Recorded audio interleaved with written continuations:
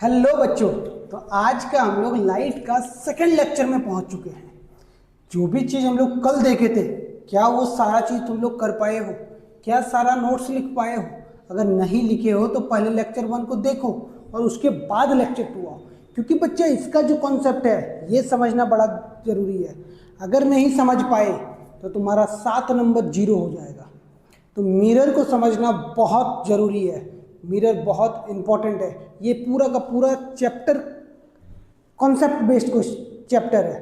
पूरा का पूरा चैप्टर ही कॉन्सेप्ट बेस्ड है। तो चलो आज देख रहे हैं हम लोग स्फेरिकल मिरर वाला टॉपिक। स्फेरिकल मिरर बोलते किसको हैं सर?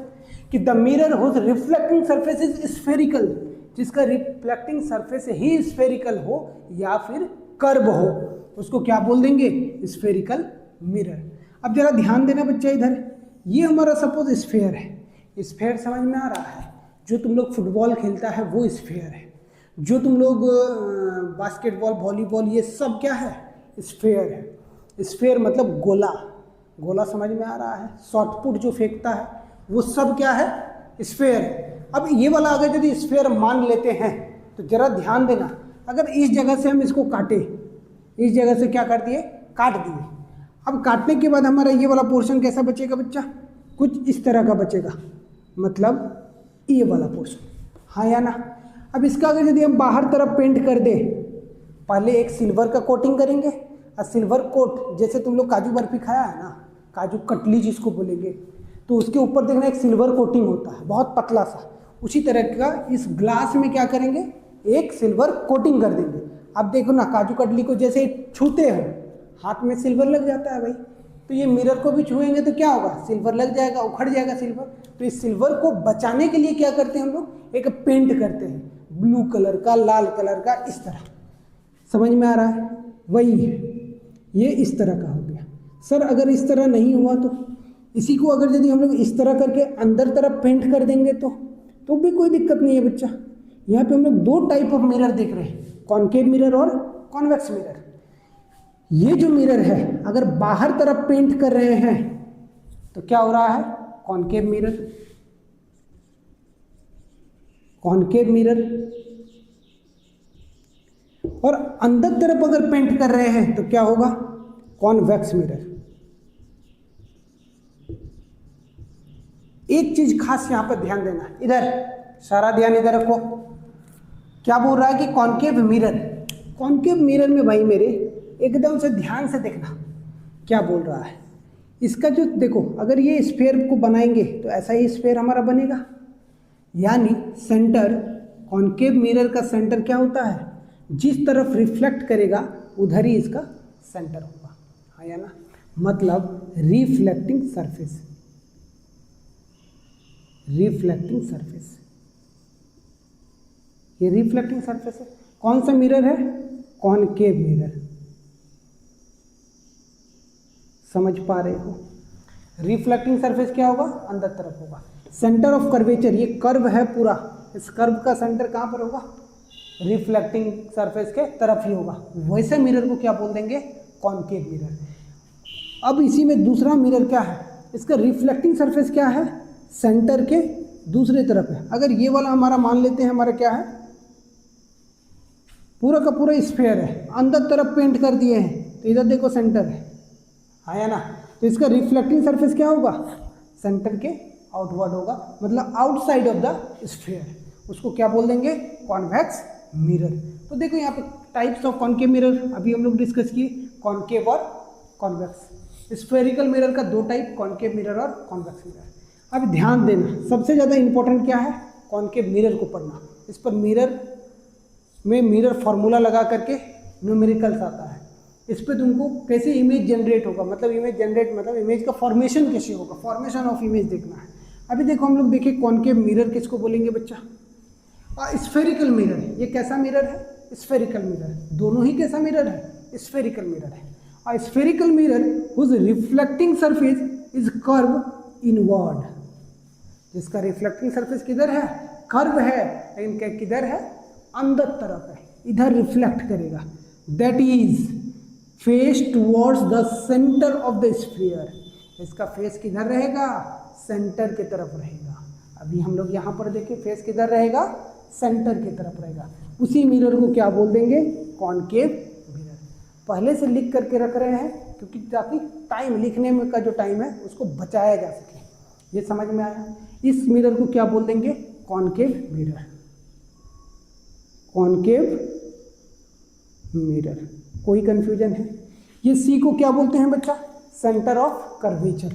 ये पूरा कर्व ना बनेगा ऐसा, अगर यदि इसको अगर कर दिया जाए तो ऐसा पूरा कर्व बनेगा।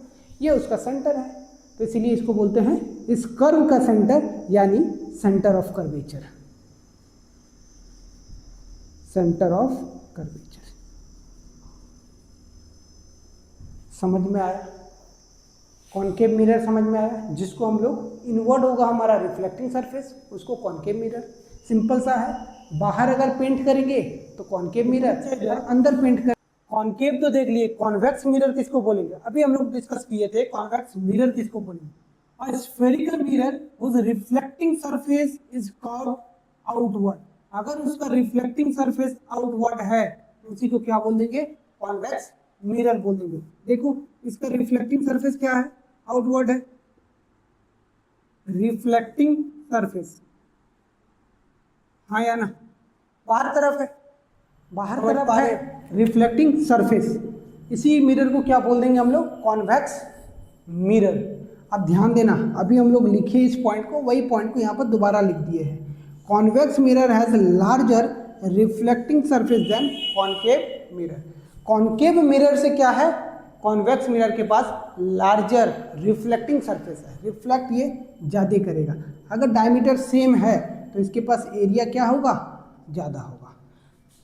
कोई दिक्कत है?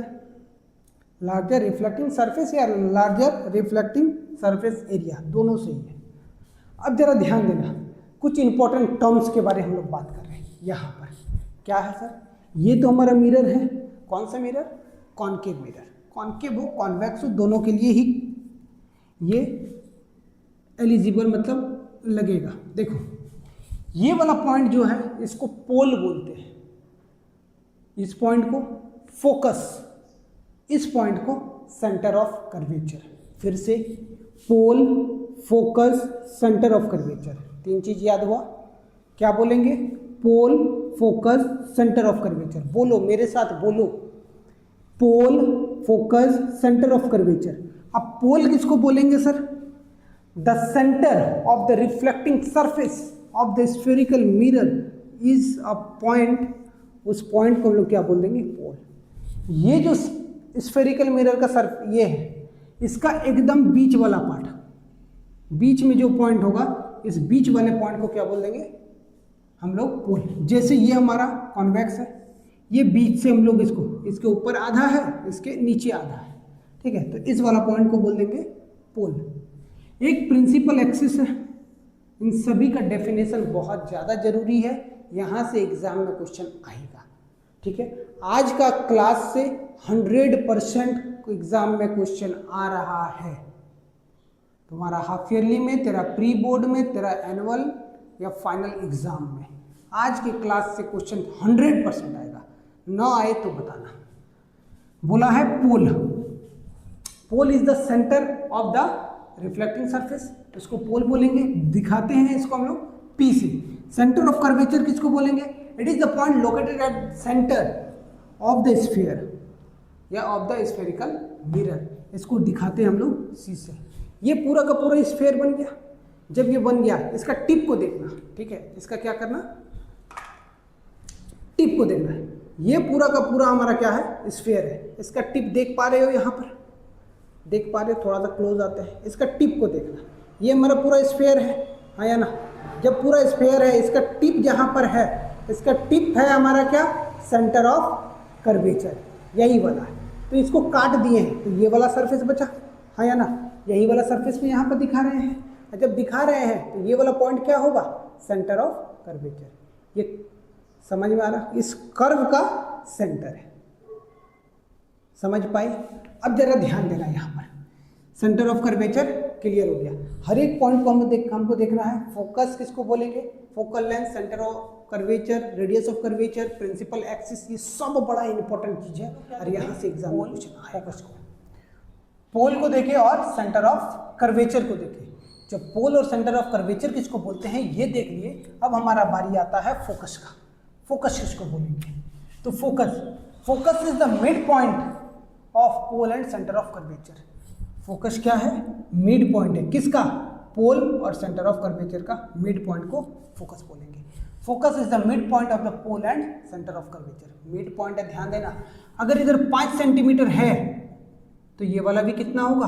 5 सेंटीमीटर ही होगा। समझ में आ रहा है? एकदम मिड पॉइंट है। मिड पॉइंट मतलब दो ऐसा पॉइंट, ये यदि मान लो लाइन है, ये मिड पॉइंट है।